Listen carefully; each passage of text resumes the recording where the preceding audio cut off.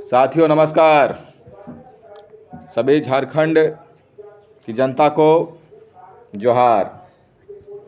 आज हमारा आप लोग के बीच में आने का मुख्य विषय है कि वर्तमान में झारखंड की नियुक्ति प्रक्रियाओं में क्या हो रहा है। आप गौर कर रहे हैं कि झारखंड में जितनी भी नियुक्ति प्रक्रियाएं वर्तमान सरकार करा रही है, हर नियुक्ति प्रक्रिया में कुछ लोग बाधा उत्पन्न करने का प्रयास कर रहे हैं। इसका जीता जागता उदाहरण अभी वर्तमान में जो जेपीएससी की परीक्षा अभी कराई गई, जेपीएससी की परीक्षा में आपने देखा होगा कि हालांकि मेंस हमने भी दिया था, ये तीसरा मेंस था हमारा नहीं हो पाया, तो मैं अपनी गलती को स्वीकार करता हूं कि हो सकता कुछ कमी रह गई होगी, आगे फिर से प्रयास करूंगा। लेकिन जब इसका रिजल्ट आया तो हमने देखा कि विभिन्न गांव में की गलियों से कोई किसान का बेटा, कोई पंचर बनाने वाले का बेटा, तो विभिन्न मध्यम परिवार, निम्न परिवारों से बच्चे ने इस परीक्षा में अपने मेहनत के बदौलत मुकाम हासिल किया। अब वर्तमान में जो हमारी नियुक्ति प्रक्रिया चल रही है, झारखंड सीजीएल की मैं बात कर रहा हूं, इसमें विगत 8 महीनों से जो प्रक्रिया है वह न्यायालय के विचाराधीन है और सीआईडी की रिपोर्ट पर इसका निर्णय आना है। इस बात को हम और आप भली भांति समझ रहे हैं, लेकिन जो अब जिस विषय पर अब चर्चा करना है मैं उसकी बात कर रहा हूं। आपने इतिहास में पढ़ा होगा और वर्तमान में भी देखा होगा कि जब जब झारखंडियों ने अपने हक और अधिकार की आवाज़ उठाई है, उनका अंजाम क्या हुआ है। या तो उनकी हत्या कर दी गई है, या फिर उनके साथ मानसिक यातना उत्पन्न कर दी गई ताकि हर आवाज़ उठाने वाला इंसान या तो मजबूर होकर के इस राह को छोड़ दे, या राज्य के भ्रष्टाचार शक्तियों से हाथ मिलाकर उसमें हाँ में हाँ मिला दे। इस बहाली का विरोध का मुख्य कारण क्या है मैं आपको बता दूं। इस बहाली का मुख्य विरोध का कारण भ्रष्टाचार की आड़ में, पेपर लीक की आड़ में 96% जो झारखंडियों का सिलेक्शन हुआ उसका विरोध करना है। आपने सिर्फ 96% वर्ड को सुना है, मैं इसकी परिभाषा आपको समझा देता हूं। आप जब ये 96% झारखंडी लोग का सिलेक्शन हो जाएगा, नियुक्ति प्रक्रिया पूर्ण हो जाएगी, सरकार के द्वारा नियुक्ति पत्र का वितरण हो जाएगा और विभिन्न जिलों में जाकर के, प्रखंडों में जाकर के, ग्रामीण क्षेत्रों में जाकर के जो झारखंडी अधिकारी की नियुक्ति हो जाएंगी, तो जो बाहरी ताकतें इस राज्य में काम कर रही है उनकी शक्तियां अपने आप कम हो जाएगी। क्योंकि विभिन्न क्षेत्रों में आप ये हमेशा देखते रहे होंगे कि एक वर्ग का दबदबा हमेशा आपको दिखेगा। हमारे किसान भाई बंधु लोग जो झारखंड के में रहते हैं, वो खेती करते हैं, बकरियां पालते हैं और विभिन्न कृषि से जुड़ी हुई प्रक्रियाओं से धन अर्जित करके अपने बच्चों को पढ़ाते लिखाते हैं और एक बेहतर भविष्य की कल्पना करते हैं। तो हम वर्तमान में जिस प्रकार अंग्रेज़ों से हमारे आंदोलनकारियों ने लड़ाई लड़ी, वर्तमान में हमें भी अपनी दृढ़ता और एकता की ताकत को मजबूत करना है और अपने मेहनत पर भरोसा रखना है कि हमने जो मेहनत की है, जो लंबा संघर्ष किया है, उसका परिणाम हमें ज़रूर मिलेगा। तो इसलिए वर्तमान में स्थिति है कि अभी तक पेपर लीक के कोई भी साक्ष्य सामने नहीं आए हैं, कोई ऑफिशियल स्टेटमेंट नहीं आया है। और आपने गौर किया होगा कि माननीय डीजीपी साहब का स्टेटमेंट भी कई बार इस मुद्दे पर आ चुका है। सीआईडी की ऑफिशियल स्टेटमेंट जो कुछ महीने में आई थी, उसमें भी पेपर लीक कोई साक्ष्य का जिक्र नहीं किया गया है। तो इस नियुक्ति का भविष्य आप खुद समझ सकते हैं। इसका भविष्य इतना ही है कि वर्तमान में ये नियुक्ति प्रक्रिया पूर्ण हो जाएगी, और इतना तो यकीन है कि प्रक्रिया बाधित नहीं होगी। बाकी रिपोर्ट में क्या जा रहा है और माननीय उच्च न्यायालय इस पर क्या निर्णय दे रहे हैं, ये देखने वाला विषय होगा। लेकिन अब मैं कुछ बातों को आपको रख रहा हूँ। आपने गौर किया होगा कि पिछले 10 सालों से नियुक्ति प्रक्रिया चल रही है। वह पिछले सरकार में जब रघुवर दास मुख्यमंत्री हुआ करते थे तो उन्होंने परीक्षा आयोजित कराई थी और मैंने उस परीक्षा को पास भी किया था। उसके बाद मेंस की तैयारी चल रही थी, लेकिन अचानक ही बीच में नियुक्ति प्रक्रिया को वापस ले लिया गया, अधियाचना वापस ले ली गई, परीक्षा रद्द हो गई। फिर लंबे समय तक तैयारी को शुरू किया गया। वर्तमान सरकार जो माननीय मुख्यमंत्री हेमंत सोरेन जी हैं ने, उन्होंने बहुत ही कड़ी सुरक्षा व्यवस्था में इस परीक्षा का आयोजन करवाया और इस परीक्षा को पूर्ण करवा दिया। और सबसे बड़ी इससे सरकार की जो उपलब्धियां रही हैं कि इसमें 96% झारखंड के मूलवासियों का चयन हुआ है, और यही चीज़ें कुछ लोगों को बर्दाश्त नहीं हो रही है। हमारे राज्य में कई राजनीतिक दल काम कर रहे हैं, जिसमें से कुछ मुख्य दल हैं। तो अब मैं बता रहा हूँ इस प्रक्रिया को बाधित कैसे करने का प्रयास किया गया।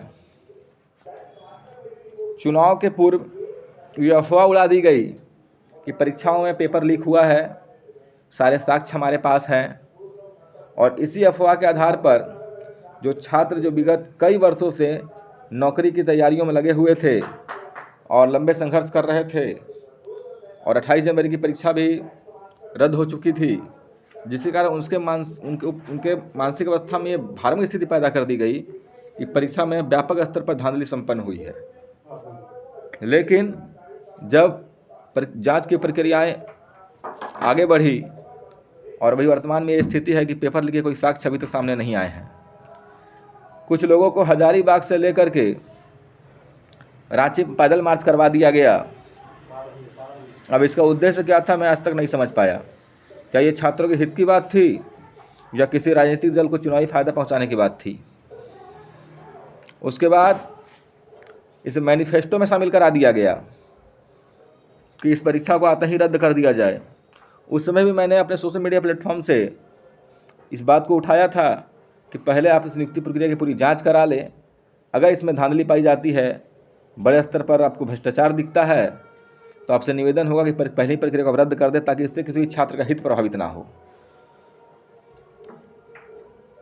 तो ये सारी प्रक्रियाएं को भी माननीय मुख्यमंत्री ने अपने संज्ञान में लेकर के इस प्रक्रिया की जांच कराई, और वर्तमान में स्थिति ऐसी है कि अभी तक कोई साक्ष्य नहीं है, तो इसकी नियुक्ति प्रक्रिया पूर्ण होने की पूर्ण संभावना है। इसी बीच में जब रद्द वाले भाई बंधु पूरी तरीके से इस पूरी प्रक्रिया को भ्रष्टाचार का नाम देने का प्रयास कर रहे थे, तो हमारे चयनित छात्रों ने भी, जो उन्हें मेहनत के दम पर इस परीक्षा को पास किया था, अपने बातों को सोशल मीडिया पर रखना शुरू कर दिया।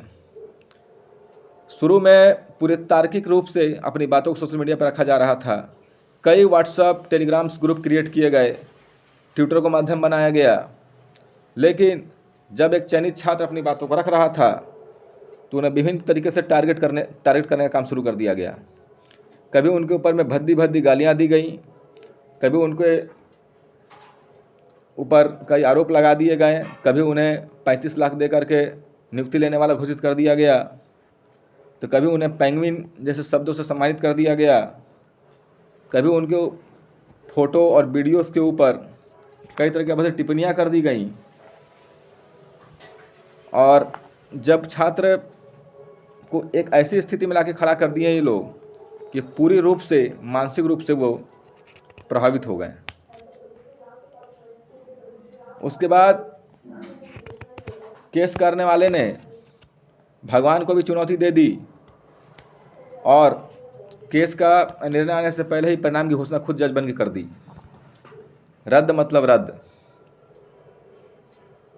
तो ऐसी विभिन्न तरीक़ों से जो छात्रों ने काफ़ी परेशान होकर अपनी बातों को सोशल मीडिया पर रखने का प्रयास किया गया, तो उन्हें विभिन्न तरीके से टॉर्चर किया गया, उनको उकसाया गया और उनके और फिर उनको टारगेट किया गया।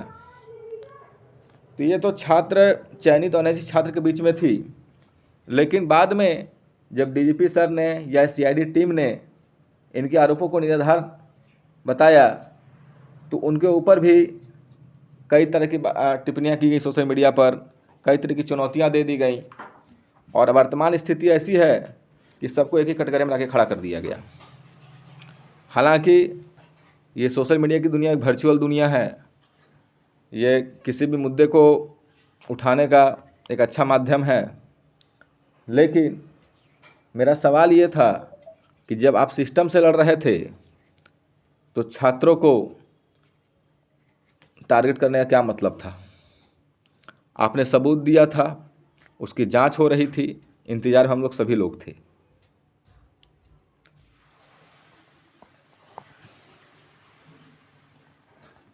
अब नियुक्ति जब अंतिम प्रक्रिया से गुजर रही है और अब लगता है कि कुछ हेयरिंग में डेटों की जो सुनवाई होगी उसके परिणाम अब जल्द निकल करके आएंगे, तो अब ऐसी स्थिति है वर्तमान में झारखंड में कि अब जब हम कुछ साबित ना कर सके तो हम छात्र के ऊपर आरोप प्रत्यारोप शुरू कर चुके हैं। ये शुरू से ही एक भय और डर का माहौल बनाकर झारखंड में रखे हुए हैं ताकि इनकी डर और भय के माहौल में कोई छात्र अपनी आवाज़ ना उठा सके, अपनी बातों को ना रख सके। तो मैं आप सभी झारखंड वासियों से यह अनुरोध करूंगा कि पिछले 24 सालों में यही होता आया है, चाहे वो राजनेता हो, चाहे अफसर हो, चाहे झारखंड की जनता हो, उन्हें हर तरीके से उनके आवाज़ को, अधिकार को दबाने का प्रयास बाहरी ताकतों के द्वारा किया गया है। वर्तमान में भी यही स्थिति दिख रही है, इसलिए अब समय आ गया है कि आप लोग मिल करके अपनी झारखंडी एकता का परिचय दें। ये आपका हक और अधिकार है, हम हर समस्या से लड़ने के लिए तैयार हैं। इस बात को आप सोशल मीडिया प्लेटफॉर्म पर तार्किक रूप से अपनी बातों को रखना शुरू करें, सरकार तक अपनी बात पहुंचाए, जांच टीम तक अपनी बात पहुंचाएं कि नियुक्ति प्रक्रिया को जल्द पूर्ण कर रिपोर्ट दे और अपने खिलाफ हो रहे हर अन्याय का जवाब आप तार्किक और सही रूप से दें। बाकी जो भी चीज़ें होंगी, अगर किसी को इस झारखंड की धरती को अपनी बलि देनी पड़ेगी, किसी क्रांतिकारी को जैसे या किसी छात्र को अगर आपकी लड़ाई में खुद को कुर्बान करना पड़ेगा तो पहला व्यक्ति मैं रहूँगा, क्योंकि मैं शुरू से देखा हूँ कि झारखंड को किस तरीके से बाहरी ताकतों ने दबा और कुचला के रखा है। इसलिए आप लोग आश्वस्त रहें, आपकी नियुक्ति पूर्ण होने जा रही है और आपको आपका हक और अधिकार मिलेगा। ये लड़ाई जारी रहेगी और तब तक जारी रहेगी जब तक जीवन रहेगा। इसलिए आप सभी झारखंडी भाई बहन लोग, जो भी 2200 लोग से चयनित हुए हैं, इस बात का ध्यान रखिए कि आपका हक और अधिकार है और सरकार ने इस प्रक्रिया को पूर्ण कराया है, कड़ी सुरक्षा में पूर्ण कराया, एग्ज़ाम को कराया है। सीआईडी टीम की जांच कर रही है, रिपोर्ट आने वाले हैं, सुनवाई प्रक्रिया चल रही है। यही सच्चाई है। इसके बाद जितने भी अफवाहें मार्केट में चल रही है कि पेपर थर्ड रद्द हो जाएगा, पूरी प्रक्रिया रद्द हो जाएगी, ये ऐसा तब तक इस अफवाहों को आप सच ना माने जब तक कि माननीय उच्च न्यायालय से कोई निर्णय निकल कर नहीं चला आता है। और बाकी जो डराने धमकाने का जो प्रयास लोगों के द्वारा किया जा रहा है वो स्वतंत्र होकर करे। आपके सारे रिकॉर्ड्स हम लोगों ने भी संभाल कर रखे हुए हैं। जब समय आएगा सारी चीज़ों को सामने लाया जाएगा, दूध का दूध और पानी का पानी किया जाएगा और दबने वाले और झुकने वाले हमारे झारखंडी के खून में नहीं है। हम भोले भाले जरूर हैं, हम आपका सम्मान करना जरूर जानते हैं, लेकिन जब हमारे प्रतिष्ठा, इज्जत और घर पर बात आएगी तो हम गर्दन कटाने के लिए भी तैयार हैं। जय हिंद, जय भारत, जय झारखंड, जय महाकाल।